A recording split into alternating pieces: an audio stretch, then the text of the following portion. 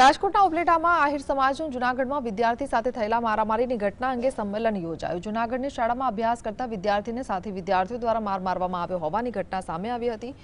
એક મહિના અગાઉ બનેલા બનાવનો વિડીયો મહિના બાદ સામે આવ્યો હતો। વિદ્યાર્થીને બેફામ રીતે માર મારવામાં આવ્યો હોવાની ઘટના બાદ વાલીમાં દોડધામ મચી ગઈ છે। જૂનાગઢ અભ્યાસ કરતો વિદ્યાર્થી ઉપલેટાના આહિર જ્ઞાતિનો હોવાનું સમાજમાં રોષ ફેલાયો છે। સમગ્ર મામલે ઉપલેટા આહિર સમાજે મીટિંગ યોજી કાર્યવાહીની માંગ કરી છે।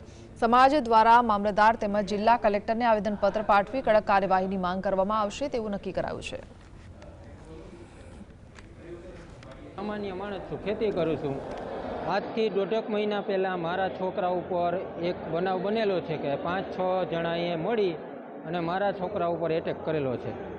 અને આ વિડીયો મને મળતા હું સંસ્થાએ ફોન કર્યો હતો અને તે પછી હું અહીંયા ગયો, પણ ત્યાં સંસ્થાના સંચાલક છે તે હાજર રહ્યા નહીં અને તે બાબતે અમે ઉપલેટા એક આહિર બેઠક કરેલી છે। આજે ઉપલેટા ખાતે આહિર સમાજના મોટી સંખ્યામાં આગેવાનો અને યુવાનોની એક મીટિંગ મળી હતી અને આહિર સમાજ ઉપલેટા આ ઘટનાને સખત શબ્દોમાં વખોડી કાઢી અને આકરામાં આકરા પગલાં એ સંસ્થા સામે, એ હોસ્ટેલના સંચાલકો સામે લેવાય તે બાબતનો એક સાથે સૂર પુરાવેલો છે।